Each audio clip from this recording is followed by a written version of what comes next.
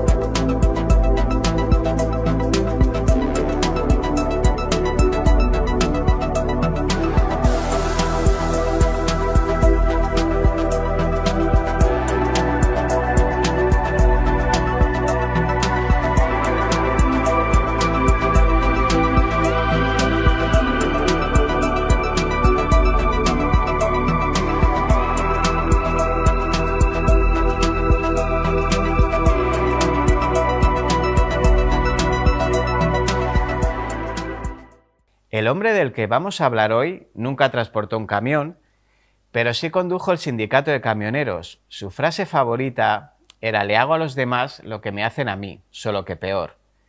Robert Kennedy lo encarceló, pero Nixon lo indultó 4 años después. No sé si han visto la película del irlandés, si no la han hecho les recomiendo que la vean encarecidamente. En ella se narró uno de los enigmas más famosos de la historia de los Estados Unidos, la respuesta a una sencilla pregunta: ¿dónde está Jimmy Hoffa? James Riddle Jimmy Hoffa fue un sindicalista estadounidense. Desde temprana edad, Hoffa tuvo una vida muy complicada, sin padre desde que tenía 7 años. Siempre sostuvo que a su padre le mató el trabajo debido a las inhumanas condiciones. Desde muy pronto asumió que debía aprender a buscarse la vida. Su madre se dedicaba a lavar la ropa del vecindario y un joven Jimmy junto a su hermano se dedicaba a recogerla y repartirla. Tuvo que dejar los estudios y empezó a cargar frutillas en los camiones del mercado de Detroit, 32 centavos la hora, para poder colaborar con su familia. Alguna vez recordó: en aquellos días, un pedazo de pan untado con manteca de cerdo y, si tenía suerte, con algo de sal y pimienta, era todo un lujo. Era un chico bajito, trabajador y camorrista. Entre esas maderas y entre esos camiones, Hoffa empezó a crear su destino. A puños y a palos. Además, tenía cierto carisma, espíritu de liderazgo y una sencillez en el lenguaje, a menudo imprescindible para transmitir una idea. A los 18 años ya era integrante del gremio de camioneros. El sindicato tenía un nombre casi romántico: IBT International Brotherhood of Teamsters, Hermandad Internacional de Camioneros, fundada en 1906 para agrupar a los conductores de carros y carretas. Pronto esa actitud combativa y defensora de sus compañeros le convirtió en una importante figura regional con la Hermandad Internacional de Camioneros con solo 25 años. Las condiciones de trabajo en aquellos años eran realmente injustas. Los camioneros no estaban contratados y solo cobraban por descargas. Los tiempos de espera no se cobraban y los viajes eran largos e inseguros. Aunque los camioneros tenían derecho a la huelga, la patronal cortaba esos parones de raíz, contratando a mafiosos para que dieran palizas a los sindicalistas y camioneros que secundasen cualquier parón. Pero Hoffa nunca se acobardó, y en cada huelga se enfrentaba a los matones o la policía asalariada de los empresarios, llegando a su casa con la cabeza abierta o el cuerpo magullado en cada ocasión. Luchó por los derechos y condiciones de sus afiliados con uñas y dientes, lo que en 1952 le otorgó la vicepresidencia nacional de la Hermandad Internacional de Camioneros, y fue su presidente general entre 1957 y 1971.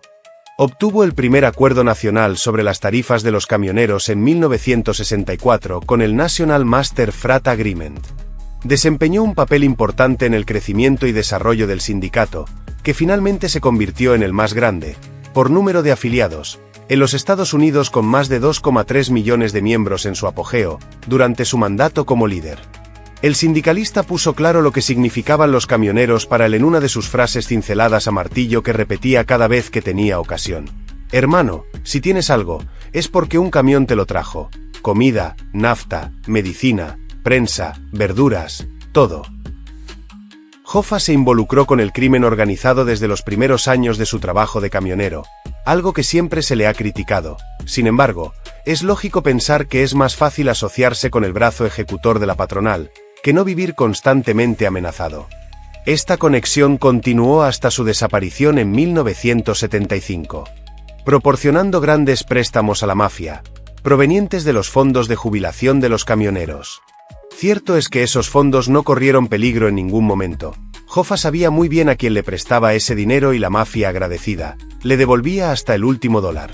De hecho, se podría decir que el dinero de los camioneros contribuyó más que ningún otro dólar a la construcción y desarrollo de Las Vegas, pues sin los préstamos de Hoffa la ciudad de los casinos y el pecado seguramente no existiría. Jimmy Hoffa fue uno de los hombres más poderosos en Estados Unidos durante los años 50 y 60. Discutido, odiado, con el gran mérito que el de haberse hecho a sí mismo y desde muy abajo. Usó métodos sucios, extorsionó, lavó dinero y es probable que haya ordenado asesinatos, o haya hecho la vista gorda ante algunos crímenes de conveniencia. Es de sobra conocida la persecución de Bobby Kennedy, con varios enfrentamientos verbales e incluso un zarandeo de Hoffa al entonces fiscal general de los Estados Unidos, al que Jimmy, para ridiculizarle, llamaba Bobo Kennedy. Fue condenado por manipulación de jurado, intento de soborno y fraude en 1964, en 2 juicios separados. Fue encarcelado en 1967 y condenado a 13 años. A mediados de 1971, renunció como presidente del sindicato como parte de un acuerdo de indulto con el presidente Richard Nixon y fue liberado más tarde ese año, aunque se le prohibió realizar actividades sindicales hasta 1980. Hoffa, con la esperanza de recuperar el apoyo y regresar a la dirección de la hermandad, intentó sin éxito anular esta orden. Pero la estancia de Hoffa en prisión, a pesar de no disminuir el apoyo de los camioneros, sí contribuyó a que la mafia se sintiera más cómoda con su número 2, Frank Fitzsimmons. Sus préstamos eran más abundantes y laxos, e incluso en ocasiones no había que devolverlos. Fitzsimmons, más blando y cobarde que Hoffa, siempre se arrugó ante la mafia, que prácticamente pasó a controlar el sindicato de camioneros. A partir de ahí empezaron los desafíos y desagravios de Hoffa con la mafia. Cierto es que se intentaron mantener reuniones y charlas para que bajara el tono y diera un paso al lado, pero Hoffa era un hombre orgulloso y la hermandad de camioneros era su vida. El 30 de julio de 1975, Jimmy Hoffa comenzaba a impacientarse. Pasaban ya 40 minutos de la hora acordada y las personas con las que había quedado a comer en el restaurante Machus Red Fox de Bloomfield Township, Michigan, todavía no habían llegado. Molesto por la impuntualidad, el líder sindical decidió llamar a su esposa desde un teléfono público para compartir con ella su indignación. La cita era de vital importancia para Jimmy Hoffa, que deseaba recuperar la presidencia de la Hermandad Internacional de Camioneros a pesar de estar inhabilitado para ello hasta el año 1980. Esa había sido la condición establecida por el gobierno de Richard Nixon para que el sindicalista pudiera salir de la cárcel en la que estaba recluido desde que, en 1964, fuera condenado por irregularidades en la gestión del sindicato y por sus vínculos con la mafia. De hecho, los comensales que debían haber llegado a las 2 de la tarde de ese 30 de julio de 1975 no eran otros que 2 destacados miembros del crimen organizado de Detroit y Nueva York, Anthony Giacalone y Anthony Provenzano. Ninguno apareció. Uno estaba en el gimnasio, otro jugando a las cartas en Nueva Jersey y no recordaban haber quedado con Hoffa ese día. Al menos eso declararon a la policía cuando comenzaron las investigaciones sobre el paradero de Hoffa, cuya pista se perdió ese 30 de julio de 1975, pocos minutos después de colgar el teléfono con el que había llamado a su mujer. A partir de ese momento, nunca más se volvió a ver a Hoffa con vida. A pesar de las investigaciones policiales desarrolladas en estas más de 4 décadas, tampoco se ha podido determinar si fue asesinado, y en caso de haberlo sido, dónde está su cadáver. Ante semejante escenario, los herederos solicitaron la declaración judicial de fallecimiento, y el 30 de julio de 1982, Jimmy Hoffa fue considerado oficialmente muerto.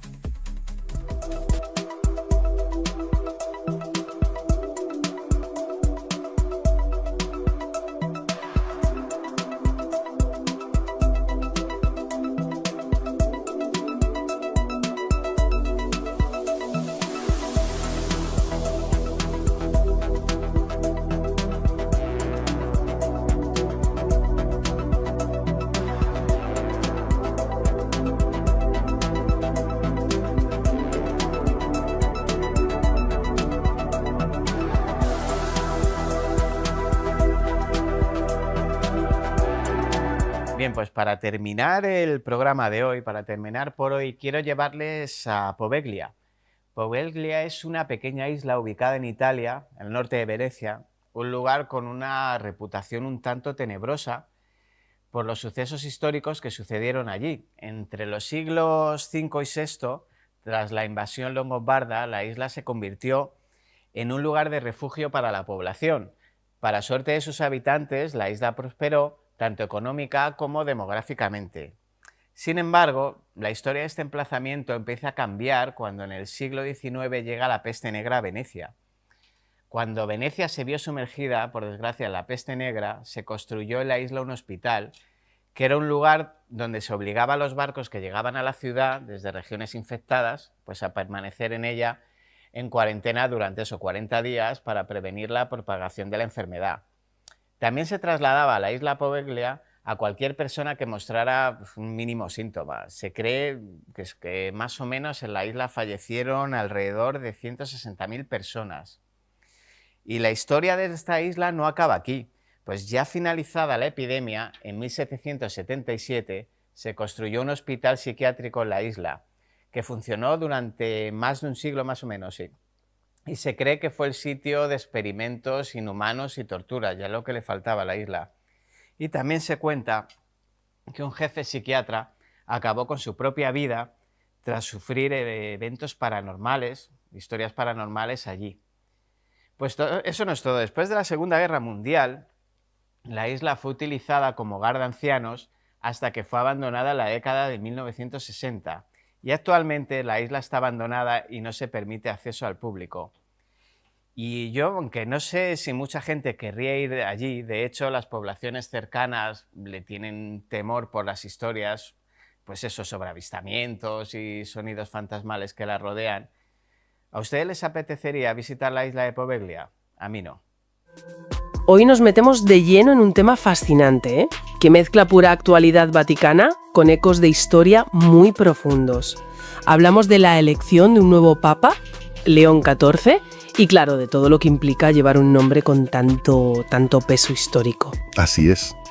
Tenemos como base un documento que, nos da detalles tanto del nuevo pontífice, este cardenal Robert Francis Prevost, como de los 13 papas anteriores que se llamaron León. Nuestra idea es intentar desgranar un poco qué puede significar hoy elegir ese nombre, León, y de paso, pues, recordar algunos momentos clave de esos papados.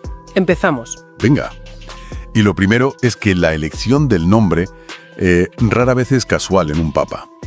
León, que viene del latín leo, león, pues evoca inmediatamente imágenes de fuerza, ¿no? De realeza, de valor. Claro, como el animal. Exacto. Simbólicamente se asocia a un liderazgo firme, a la protección de la fe, pues hay que mirar atrás, a los otros leones. Pues hagamos ese viaje. Son 13 antes que él. No podemos verlos todos, pero sí algunos clave. Empezamos por el principio, por el que llaman el Grande. Perfecto. León I, papa entre el 440 y el 461. Un aristócrata romano, el primero al que se le dio ese título, Magno o el Grande. Y no fue por casualidad. ¿Qué hizo para merecerlo? ¿Qué es lo esencial de su papado? Pues fue una figura absolutamente central en la definición de la cristología, o sea, de la doctrina sobre quién es Jesucristo. Su documento más famoso, el llamado Tomo a Flaviano. El Tomo a Flaviano, sí, fue una carta que envió al patriarca de Constantinopla, Flaviano, y fue decisiva en el Concilio de Calcedonia, en el año 451. Allí se definió la doctrina de la unión hipostática, las dos naturalezas de Cristo, divina y humana, unidas en una sola persona. Y se dijo aquello de: Pedro ha hablado a través de León, una frase que muestra el peso que se le dio a su intervención. Contribuyó enormemente a reforzar la autoridad del obispo de Roma, del Papa. Incluso adoptó el título de Pontifex Maximus, ¿no? Que venía del Imperio Romano pagano. Eso es, un título que antes usaban los emperadores. Lo adoptó para subrayar esa autoridad suprema. Y por todo esto, es reconocido como doctor de la Iglesia. Y luego está la historia con Átila, claro. Ese encuentro casi de película. El encuentro en Mantua, en el 452. Se dice que León I, con su autoridad moral y su diplomacia, convenció a Átila el Huno de no marchar sobre Roma y saquearla. Fue solo por su labia. Bueno, los historiadores modernos son más cautos. Probablemente influyeron otros factores, quizá una plaga o hambruna en el ejército huno, el pago de un tributo, pero la imagen que ha quedado es la de León deteniendo a Átila. Y también negoció con Genserico, el rey vándalo, durante el saqueo de Roma en 455 para intentar limitar la violencia. O sea, un papa muy metido en los asuntos terrenales, digamos.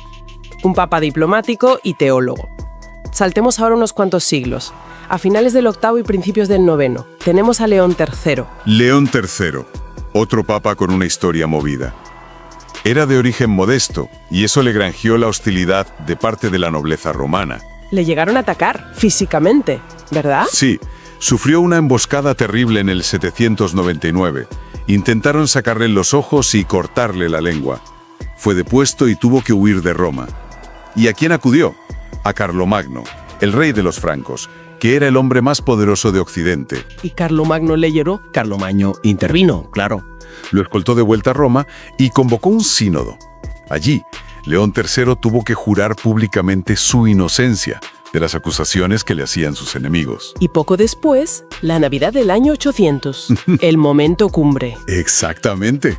2 días después de ese juramento, en la misa de Navidad del año 800, en San Pedro, León III coronó a Carlomagno como emperador romano de Occidente. Un gesto con unas implicaciones. Era pariente del emperador Enrique III, que lo propuso para papa. Pero él, fíjate qué gesto, condicionó su aceptación a ser elegido canónicamente por el clero y el pueblo de Roma. Quería marcar distancias del poder imperial. Ya apuntaba maneras reformistas. Totalmente. Luchó con mucha energía contra 2 grandes problemas de la época. La simonía. La compraventa de cargos en la iglesia. Exacto. Y el nicolaísmo, que es el matrimonio o concubinato de los clérigos, que ya entonces se intentaba prohibir en Occidente. Celebró muchos sínodos, viajó por Europa y algo muy importante, internacionalizó el colegio cardenalicio. ¿Qué significa eso? Pues que trajo a Roma a figuras reformistas muy capaces de fuera de Italia, como el famoso Hildebrando de Soana, que luego sería el Papa Gregorio VII, el gran reformador, o el cardenal Humberto de Silva Cándida. Creó un equipo fuerte a su alrededor, pero su papado también está marcado por un evento trágico. Sí, el evento más trascendental y negativo de su pontificado, el Cisma de Oriente de 1054, la separación definitiva entre la Iglesia Católica Romana y la Iglesia Ortodoxa griega. ¿Cómo ocurrió exactamente? Bueno, las tensiones venían de lejos, por diferencias teológicas, litúrgicas y sobre la autoridad del Papa. León IX envió una embajada a Constantinopla encabezada por ese cardenal Humberto de Silva Cándida, que era un hombre de carácter fuerte, digamos. Poco diplomático, quizás. Bastante poco. Chocó frontalmente con el patriarca de Constantinopla, Miguel Cerulario, que tampoco era fácil. La cosa acabó fatal. Humberto depositó una bula de excomunión contra Cerulario en el altar de Santa Sofía y Cerulario respondió excomulgando a los legados papales. Y esa fue la ruptura formal. Perdura hoy en día. Plantea preguntas importantes sobre cómo se manejaron las cosas, ¿no? Desde luego, vaya herencia. Demos otro salto grande. Hasta el Renacimiento. Ahí nos encontramos con un León muy diferente. León X, Giovanni de Medici. León X 1513-1521, un mundo aparte. Hijo de Lorenzo el Magnífico, el gran líder de Florencia. Fue un papa del pleno Renacimiento. Un gran mecenas de las artes, Protegió a Rafael, a Bramante, continuó la construcción de la nueva Basílica de San Pedro. El papa del esplendor cultural, sí, pero también una figura muy controvertida. Se le atribuye una frase, aunque es probable que sea apócrifa, que resume un poco esa visión mundana. Puesto que Dios nos ha dado el papado, disfrutémoslo. Hay otra frase que a veces se le achaca sobre la fábula de Jesucristo, pero eso parece que está más que desmentido, ¿no? Sí, las fuentes serias indican que es cronológicamente imposible que dijera o escribiera eso a quien se le atribuye. Pero refleja la imagen de un papa más interesado quizás en la cultura, la política y las finanzas que en la reforma espiritual profunda que algunos ya pedían. Y políticamente también fue complicado su papado. Mucho. Se metió en guerras como la guerra de Urbino para favorecer a su sobrino. Sufrió un complot de varios cardenales en 1517, al que respondió con una creación masiva de nuevos cardenales leales a él. Era un Medici al fin y al cabo, acostumbrado a las intrigas del poder. Y aquí llegamos al punto de inflexión. Bajo su y el anarquismo, la cuestión de la relación Iglesia-Estado tras la unificación italiana que había acabado con los estados pontificios. Un papa en la modernidad. ¿Qué fue lo más destacado? Pues tuvo varias facetas importantes. Abrió los archivos vaticanos a los investigadores, algo muy significativo. Promovió mucho la filosofía de Santo Tomás de Aquino con su encíclica Aeterni Patris. Pero por lo que es más conocido, sin duda, es por la Rerum Novarum. La encíclica de 1891, la primera gran encíclica social. Correcto. Ahí abordó de frente la llamada cuestión obrera. Denunció las condiciones de explotación de muchos trabajadores en las fábricas, defendió el derecho a un salario justo y a formar asociaciones obreras, sindicatos. Pero sin apoyar el socialismo. No, rechazó la lucha de clases y la abolición de la propiedad privada que proponía el socialismo. Buscaba una tercera vía, digamos, basada en la colaboración entre clases y los principios cristianos. Fue el punto de partida de toda la doctrina social de la Iglesia moderna, un documento fundamental. Y también fue un papa diplomático, ¿no? Muy hábil. Consiguió poner fin a la Kulturkampf, ese conflicto duro entre el Estado prusiano de Bismarck y la Iglesia católica en Alemania. Intentó un acercamiento con la Tercera República Francesa, que era muy laicista, aunque mantuvo el conflicto con el Reino de Italia por la cuestión romana. Incluso actuó como mediador en conflictos internacionales. Y fomentó las misiones, un primer acercamiento ecuménico. Ajá. Y fue el primer papa filmado. Sí, ese detalle curioso. Hay imágenes de él de 1896. Un papa que vivió la transición del siglo XIX al XX, con todos sus desafíos. Bueno, pues menudo recorrido. Hemos visto leones que fueron grandes teólogos, otros diplomáticos natos, constructores, mecenas del arte, reformadores. Figuras muy distintas entre sí, exacto. Afrontaron invasiones bárbaras, cismas profundos, el nacimiento del protestantismo, las revoluciones industriales y sociales. Entonces, ¿qué podemos concluir? ¿Qué significa llevar ese nombre? Pues parece que el nombre León es como una constante declaración de intenciones, ¿no? Una referencia a la fortaleza, al liderazgo, a la defensa de la fe. Pero la historia nos enseña que cada papa lo encarnó de una manera muy diferente. ¿Adaptándose a su tiempo o confrontándolo? Eso es. El legado es complejo, multifacético, con momentos de gran altura teológica o diplomática, y también con decisiones controvertidas, o momentos muy oscuros como el cisma o el inicio de la Reforma bajo un león. Y esto nos deja quizás con una reflexión final para quien nos escucha, ¿no? Sí, una pregunta abierta. ¿De qué manera creen que todo este peso histórico, la sombra o la luz de estos 13 papas León anteriores podría influir, consciente o inconscientemente, en las decisiones, en el estilo, en el pontificado de este nuevo León XIV que ahora comienza? Es el nombre una carga que condiciona. Es una fuente de inspiración para elegir un camino. O quizás una mezcla de ambas cosas. Ahí queda la pregunta. Ahí queda, una pregunta para darle vueltas.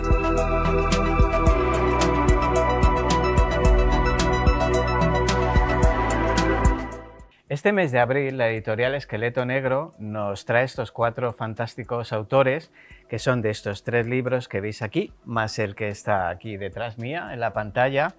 Y yo os recomiendo que no os perdáis ninguno de los programas, porque la verdad que las entrevistas han quedado muy chulas.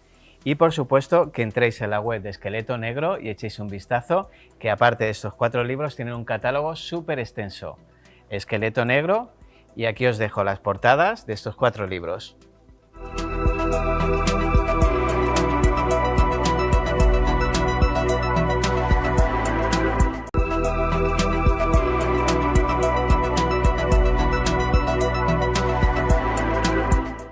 Bueno, esta semana en Enigmas de la Historia traemos un escritor, como no podía ser menos. Él ha hecho la obra El perro semihundido, es Cristian Reche. Bienvenido, Cristian. Muchas gracias. ¿Qué tal? ¿Cómo estás? Muy bien. Bienvenido. Tu viaje ha sido un poco tormentoso. Ha sido un poco tormentoso, pero aquí estoy, que es lo importante. Es lo importante. Joder, tenía muchas ganas de conocerte. Ya solo la portada del libro me chifla por la obra de la que proviene. Me parece una maravilla. Cuéntame un poquito de este perro semihundido. ¿De qué va este libro? Bueno, el que la obra tenga esta portada es porque hay rimas y paralelismos con la obra de Goya, ¿no? Ajá. Al final esto es un cuadro de Goya, bueno, una pared pintada Sí, de Goya, sí. más que un cuadro.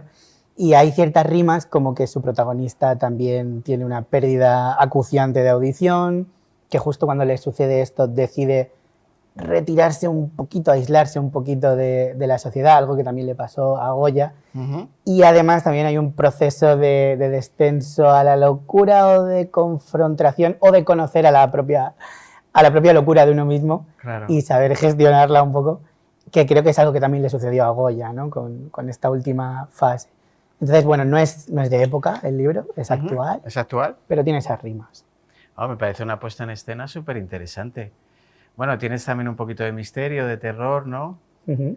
Cuéntame un poquito, ¿qué tipo de misterio, qué tipo de terror? A ver, realmente el terror que tiene creo que es más, está más anclado en un poco la reflexión que se hace sobre la culpa, sobre la perspectiva. Es una perspectiva casi desde un villano. No es un villano exactamente porque tú como lector vas a empatizar, Sí. pero sí que podría ser el villano de otra historia o en función del prisma, ¿no? Y no es exactamente terror, pero sí que coge, de alguna manera, se permite robarle vestidos al terror o ropajes para ponérselo de vez en cuando, este género. Entonces no es exactamente terror, pero sí que alguna vez mete la patita en el charco del terror. ¿De dónde te vino esta inspiración, esta historia? Pues mira, justo antes de entrar en plató lo hablábamos con el editor. Realmente yo estaba a punto de ser padre y hay mucho de paternidad en esta novela. Es verdad que desde un prisma quizá algo salvaje, pero bueno, al final es un sentimiento y una emoción muy primaria el ser padre. Sí. Entonces, bueno, y además visualicé un poco una cabaña en el bosque, me crucé con ella. Y me vino un poco el qué pasaría, ¿no? Si una persona en estas condiciones decidiera huir un poco de todo y estar aquí. ¿Es tu primera obra? No, es el tercer libro ya que escribo y publico. Tercera novela, autoconclusiva. O sea, no... ¿Qué género son los dos anteriores? Pues un poco similares. Al final es un poco thriller íntimo, un poco casi underground en muchos aspectos, pero robando ropajes de otros géneros, ¿no? Como digo, para disfrazarse de vez en cuando. Claro. Joder, me parece además un género súper interesante y te sientes muy, muy cómodo en él, ¿no? Sí, la verdad es que sí. Hay una lírica, hay una forma sencilla de contar las cosas, pero a la vez muy lírica, a la vez muy contundente. Alguien dijo una vez de esta novela que es tan dura, y voy a utilizar otra palabra, pero me quedo con dura, tan dura como un tiro de sal y a la vez tan tierna como una nana, ¿no? Oh, una caricia. bonito. Entonces, creo que es la definición perfecta. Me parece maravilloso. ¿Ha sido todos con esta editorial? No, esta es la primera vez que publico con Esqueleto Negro y la verdad es que contentísimo. Muy bien. No, la verdad que sí, tuviste mucha peripecia. ¿La mandaste a muchos sitios o...? Fue un poco amor a primera vista, la verdad es que no me compliqué mucho. O sea, dije, ¿qué me podéis ofrecer? ¿Cómo podemos plantearlo? Y lo que me gustó sobre todo fue la honestidad y el amor que pusieron en... Sí, no, la verdad que todos los autores que habéis estado aquí de esta editorial, la verdad que me habláis maravillas de ella. Pues, la verdad que sí. Me da envidia, no tuve yo tanta suerte. Bueno, yo tengo que decir que en mis dos primeras novelas, la segunda no tuvo tanta suerte tampoco. No, es que es un mundo complicado, lo decimos siempre, pero la gente no se imagina lo complicado que es y lo extravagante y raro que es. Y lo difícil, ¿eh? Una vez ya tienes tu hijo, por así decir, tu Frankenstein, que luego lo tengas que meter en un cajón. Sí. No, es complicado. Es muy duro. ¿Qué influencias tienes tú a la hora de escribir? No, porque suena como que plagias, no, sino qué influencias tienes tú, todos los autores la tienen, tanto de audiovisual como de libros, y qué influencias tienes tú o qué sientes tú que tienes dentro. Realmente está bien, yo creo, lo del tema de las influencias, ¿no? Decía Picasso un poco claro. que copiar, si trabajas en ello y eres profesional con lo que estás haciendo y pones alma, está bien, ¿no? Copiar con tu personalidad es lo más maravilloso que puedes hacer. Exacto, ¿no? Al final desde Homero casi que está todo... Pero yo diría que mis influencias, yo creo que hay tres vertientes claras, que aunque dichas así pueden echar un poco para atrás, pero luego en la coctelera quedan muy, muy accesibles. Por un lado tenemos la literatura, que al final es pues desde autores como John Banville, rasco un poquito a Murakami a veces, juego un poco con todo esto, ¿no? Y también, sobre todo, el arte. El arte, y la música. Sí. De hecho, hay un prólogo de un grupo de rock de aquí de Madrid, que son Whiskey Caravan, que sus canciones fueron como, pues eso, ¿no? Un tocar ciertas cuerdas que yo llevaba dentro para crear esta historia. Ujú. Y les pedí amablemente si podían hacer el prólogo, les pasé el PDF en bruto y dijeron, joder, sí. Y ahí está, ¿no? Además, cada capítulo lleva el título de una de sus canciones. Ah, qué guay.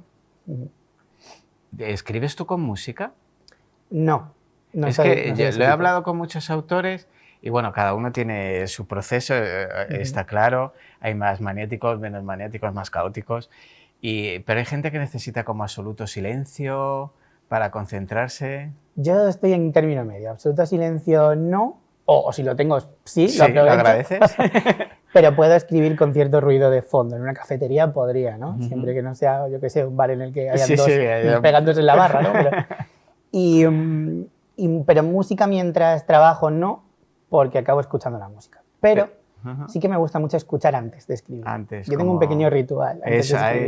eso iba. Y ese pequeño ritual suele consistir en escucharme un par de canciones que yo sienta que de alguna manera están en consonancia con lo que quiero escribir en ese Con capítulo. el estado mental que quieres alcanzar. Eso es, entrar un poco en ese, incluso no tanto mental, que también como emocional, Sí. incluso. O sea, como hacer un poco de inmersión. A veces es jodido, si se me permite la Sí, palabra, sí. porque hay que gestionar esa sales un poco a veces del capítulo diciendo "Fua".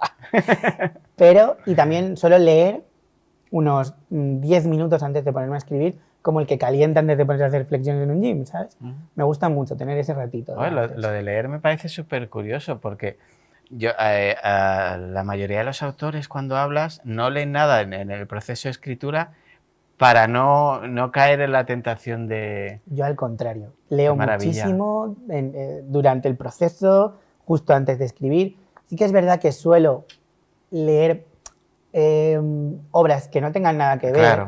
Claro. eh, Si no te va a influir, quieras o no quieras. pero aún así, para mí es como, pues eso, como el que va a hacer una carrera y yo qué sé, primero hace unas sentadillas o algo Calienta, para calentar. calienta. Exacto, ¿no? Un poco eso. Me ha venido a la memoria, ahora cuando has dicho lo del estado emocional, Marlon Brando, por ejemplo, al principio, cuando él salía a actuar, pues si tenía que hacer pues una escena muy dramática o tenía que llorar o tenía que emocionarse mucho, pues se ponía música o leía algo así.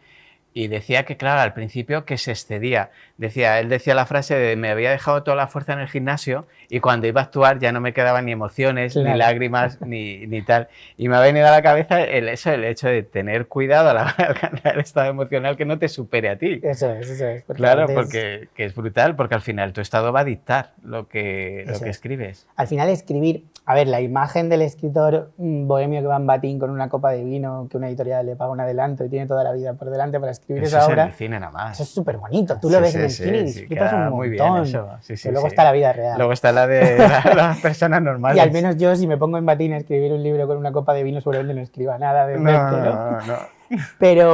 Pero sí que soy bastante disciplinado en este sentido. O sea, para mí el tema del trabajo de escritura sí que tiene un componente de disciplina. Al final tú estás poniendo mucho ahí y no es algo tan accidental como decir, me siento a escribir y vendrán las musas, ¿no? Sí, En mi sí. caso sí que hay.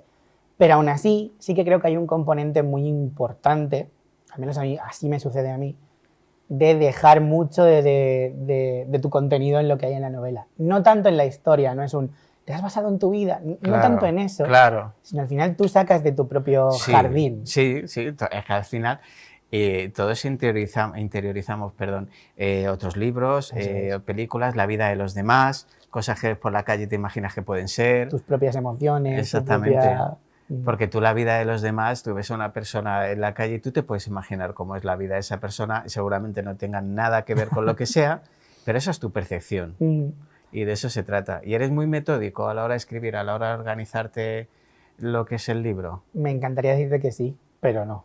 No soy nada metódico. O sea, sí que tengo como unos puntos, unas escenas, unos destellos a los que quiero llegar. Normalmente son el principio, intermedio y final. Ajá. Lo suelo tener claro al principio. Y a partir de ahí me gusta me gusta componer, que digo yo, Ah. casi más que escribir, ¿no? O sea, a ver cómo suena la canción. Tienes hábitos de mal escritor como yo. Pues sí, es verdad. Como yo. Porque yo me acuerdo cuando empecé a escribir el primer libro y todo el mundo te había dicho que tienes que ser súper metódico y Sí. tienes que trabajar un número de horas y tienes que hacer no sé qué, no sé cuánto. Y yo soy incapaz. O sea, no puedo, me disperso. Ujú, Y si me disperso, no me gusta lo que hago. Yo escucho música. eso es. A lo mejor escribo 2 capítulos y me levanto a tomarme una Coca-Cola, un cigarrillo y luego a lo mejor sigo o a lo mejor sigo mañana y Eso mañana lo reescribo entero. No, a ver, si tienes un principio más o menos, una continuidad y un final, Claro, pero puede coincidir eso es. o no. Claro. Yo sobre todo un poco, y creo que va en el estilo, al final, Claro. en el ADN del estilo, sobre todo en cuanto a la arquitectura. O sea, yo no soy un tipo que se siente y diga, voy a hacerme una Biblia de mi novela y a partir de Claro. aquí... No, pero porque en mi caso yo soy muy de jazz a la hora de escribir. O sea, Claro. soy muy de sé a dónde quiero llegar y ahora voy a entrar y voy a tocar. Sí, Y a ver qué que tal, los ¿no? personajes fluyan. Eso es, y a ver qué tal. Ojo, con todo el respeto del mundo, Sí, sí, cada a la uno. gente que tiene un thriller súper medido porque hay un giro que No, tal. no, sí, a mí lo que me da es Perfecto. envidia esa capacidad. Claro, Que sí, yo no puede la ser, tengo. puede O sea, ser. yo esa capacidad de concentración tan concienzuda, tan Ujú. de organización, yo soy el caos escribiendo. O sea, Sí, soy sí. el caos y no podría mi ser caso jamás también. el orden. En No mi podría. caso también, sí, sí. Bueno, ¿cuánto hace que sacaste este? Pues, si no recuerdo mal, hace casi 2 años. Y nada, muy bien, 2 años muy bonitos. la ¿Qué verdad. tal la gente? ¿Qué tal la recepción? Muy bien, muy bien. Al final, uno, a ver, no, si no Sí. eres Pérez Reverte no vas a vender millones, pero Bueno, joder, nunca se sabe. bueno, nunca se sabe, nunca se sabe. El talento existe, luego Eso es que es. te descubran. Bueno, Esto es como sí, todo. sí, es complicado, ¿no? También entraríamos en otro melón, que es Sí, nuestro sí. país con la literatura, Sí. pero bueno, el caso es que corramos un tupido velo y este libro, muy bien, la verdad es que muy bien. Muy a gusto, muy contento. Ha llegado a quien yo quería que llegara, hay gente que me ha dicho cosas muy bonitas del libro y eso para O mí sea, al es final es lo importante. Yo se lo digo a todo el mundo, cuando vas a escribir, no esperes en ganar dinero, no esperes en ser millonario, te lo vas a currar tú, lo vas a tener que vender tú. Eso Si es. encuentras una editorial que te lo publique, da gracias al cielo, Eso porque es. te ahorras la autopublicación Ujú. y todo lo que conlleva la autopublicación, pero luego lo vas a vender tú y olvídate de eso de lo que hablábamos, del escritor con el batín, Eso fumarte es. el cigarrillo después de escribir la novela con Eso el es. adelanto en el banco. Eso no existe. Eso es. Por lo menos en España, no sé cómo será fuera. Eso es, en este país al final, con todo lo bueno y lo malo, al final creo que nos queda cierta pedagogía con el tema de la literatura. Sí. O sea, a veces creemos que voy a escribir con el fin de ganar dinero, que es muy loable y muy lícito, Sí, cada uno. pero al final mucho de lo que hacemos esto y este libro solemos Es una ser gente necesidad de eso expresarte. es, que necesitamos sacar esto, darle forma y luego mostrarlo, que al final no deja de tener, no me quiero poner muy arty, ¿no? Pero al final no Sí. deja de ser algo artístico. Es algo una artístico. expresión. Es que siempre tendemos a pensar que los talentos artísticos te tienen que dar dinero y la historia nos dice que es todo lo contrario. Eso es. Y que tiene que ser todo funcional. Tengo que Sí. sacar un libro para ganar dinero, para... Es que no. está bien, ¿eh? Bueno, Cristian, ¿qué proyecto tienes? Porque tendrás algo entre manos. Sí, ahora mismo estoy escribiendo algo nuevo, como no podía ser de otra manera. Sí, a ver. Pero este libro se escribió siendo yo un alma libre, es decir, sin ser papá. Ujú. Y ahora lo tengo más complejo. O sea, el Sí, tiempo, sí, se te ha complicado el tiempo, eso ¿no? es. El tiempo se mide en lo que necesite la peque, con todo mi corazón y todo mi Sí, amor. hombre, por supuesto. Pero sí, ahora es más difícil rascar esos momentos, entonces voy a un ritmo más tranquilo. Si lo del batín era una utopía, ahora Sí, ya bueno, es, esto ya- vamos. Eso es. ¿Y me puedes adelantar un poquito? ¿Sigues la misma buena línea? Sí, sigo con ese estilo, con esa forma de contar las cosas, con esa lírica sencilla, pero que está ahí debajo de la piel de las palabras, ¿no? Un poco esa orfebrería de... Ujú. Estoy leyendo algo que a priori comprendo muy fácil, o sea, no me embarroco en nada, Sí. pero si te pones un poquito a apretar verás que supura muchas cosas, entonces sigo por esa línea, sí, sí. Oh, la verdad que estoy muy contento. Hemos hablado mucho también de las influencias. ¿Y hay algo que de lo que hay actual ahora que tú digas, esto me mola, esto tal. Porque nos pasa mucho cuando vamos cumpliendo años, que siempre idealizamos lo nuestro. Eso le ha pasado a todas las generaciones. Yo recuerdo cuando escuchaba a los mayores cuando yo era pequeño y decía, a mí esto no me va a pasar. Lo llevas claro. ¿Y hay algo de lo que se haga ahora que tú digas, esto mola? Aparte de lo que hacemos nosotros, que es súper molón. Sí, sí. Te refieres en el aspecto de la literatura. Sí, literatura, cine, televisión. Ahora que hay tantas plataformas que nos bombardean con tanto contenido que consumimos así y olvidamos así también. Es verdad. A ver, yo creo que ahora hay un boom extraño de mucha literatura, entonces es normal que haya morralla, y también pasa con las series o el cine. No hay plataformas que tienen que llenar un catálogo porque hay una suscripción, etcétera. Entonces, cuanto más contenido, a veces más contenido no es mejor. No, mejor. Pero es verdad que también creo que vivimos en un momento en el que, en cierta manera, se facilita a gente que de otra forma no tendría la voz o la posibilidad de exponer su voz. Entonces, creo que hay gente que está haciendo cosas muy guays, muy diferentes. Todos vivimos, creo que un premio Planeta, creo que fue el Planeta, un poco bochornoso hace poco, pero creo que el último no estaba nada mal. Por ejemplo, y creo que es una voz muy interesante el de esta chica, que no recuerdo el nombre, pero me parece muy, muy interesante. Y creo que en el tema género negro se están haciendo cosas muy interesantes también, al margen del fast food tipo Reina Roja y todo tal, que está muy bien, que a tope con Juan Gómez Jurado, pero no deja de ser fast food, ¿no? ¿Sabes a mí? Perdona que te interrumpa, lo que me pasa con eso, sin hablar de la Reina Roja, por ejemplo, ¿no? Pero es que todas estas cosas que salen ahora, yo tengo la sensación de que ya las he visto y ya las he leído. Yo tengo la sensación de poco riesgo. Sí. O sea, me da la sensación de que alguien... Está muy estandarizado todo. Y no seguramente será el escritor. No. A ver, yo te voy a ser sincero. Tú a mí me dices mañana si escribes esto vas a ganar una pasta... Pues ahí, amigo mío, yo te escribo si quieres la canción de Soy Minero otra vez. Pero ¿no te da esa sensación que es todo como que ya la has visto, ya la has escuchado, ya...? No sé cómo sucedería antes, pero yo... O sea, no quiero ser nostálgico, pero sí que tengo cierta sensación de que ahora se exprime mucho lo que funciona. Entonces, si una cosa funciona, todo tiene que ser así. Todo lo que viene después... Todo. Misma portada, mismo tipo de contenido, mismo tono. La portada tiene que tener color rojo. Todo, sí, todo. Sí, es esa Por ejemplo, cosa. la fantasía, ¿no? Ahora está muy bollante el romantasy ¿no? Sí. Y todas las portadas son iguales, todo es una corte de 1000 naranjas, una corte de no sé cuántas pestañas, o sea, todo es así, todo es igual. Sí. Y está bien porque tiene su público y es interesante, pero yo siento cierta, no sé si pena, pero sí un poco de decir, todo... Echo de menos el riesgo. Eso es. Hace una cosa diferente a ver si funciona. A ver, yo entiendo que... Es apostar. Las editoriales, las plataformas se juegan su pasta. Yo hasta ahí. Pero a ver si hay cosas que ya han funcionado antes también pueden volver a funcionar. Claro. O sea, no tiene que ser todo igual. A mí es que me da mucha pereza. Igual, me cojo el catálogo de una plataforma y digo, si es que esto es lo mismo. True Crime. Madre mía, ¿cuántos True Crime hay en las plataformas? ¿Y cuántos no ves si te quedas dormido a los 10 minutos porque dices... Eso es. Que sí, que han matado a esta mujer, a este hombre, pobrecito, qué pena, pero... Sí. Pero es que es igual que el otro, igual que el otro, igual que el anterior. Como contenido... Entonces sí, bueno, tampoco quiero decir que estemos en una época de decadencia ni nada de esto, ¿no? Al contrario, creo que hay voces que ahora Yo me estoy haciendo viejo ya y siento nostalgia y todo. Y bueno, ya que nos hemos metido, ¿tú verías esto en rollo TV Movie o serie de televisión, tus obras, o las ves muy complicadas? Yo creo que sí, las dos anteriores mucho, esta creo que sí. Tomen nota las productoras. Pero creo que tendría que tener un director o una directora con una sensibilidad especial porque está narrado desde el prisma de una persona que no tiene una capacidad auditiva, o sea, que está sordo. Claro. Entonces, claro, hay momentos en los que se ambilica todo un poco que en imágenes habría que ver cómo lo expresamos sin usar cosas como voz en off y tal. Entonces, creo que sí, creo que podría ser una muy buena peli, pero haría falta alguien con la sensibilidad necesaria.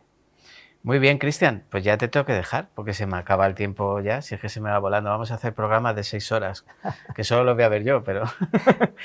Pues muchas gracias, Cristian, por venir. Un placer tenerte por aquí. Lo que digo siempre, y en tu caso lo digo también y lo digo con el corazón, cuando saques lo siguiente, me das un toque, lo presentamos, hablamos sobre ello, que yo estaré encantado de tenerte aquí en Enigmas de la Historia. Y nada, a ustedes nada más. Muchísimas gracias por seguirnos una semana más. Dejamos el correíto en pantalla y volvemos muy prontito con más enigmas de la historia. Muchas gracias. Bueno, voy a interrumpir Enigmas de la Historia, mi programa, porque nos han dejado aquí esta variedad de quesos fantástica de Señorío de Monesterio en Badajoz. Son quesos de autor, quesos artesanos, son todos de cabra y tienen una variedad fantástica. Este, por ejemplo, es con pimentón dulce, hay uno con jamón ibérico, lo tenéis también con vino dulce, una maravilla, todos quesos pasteurizados, ¿vale? Ahora que hay mucho problema con los quesos artesanos y no son pasteurizados, este es pasteurizado. Y encima cuidan el medio ambiente. Como veis, las cortezas son naturales, no llevan nada de parafina ni nada por el estilo, con lo cual son muchísimo más saludables. Así que yo os recomiendo cualquiera de la variedad que tenemos aquí. De hecho, he interrumpido el programa y lo voy a seguir interrumpiendo porque me voy a poner a probarlos todos. Ya les digo, Señorío de Monesterio, quesos de autor de Badajoz.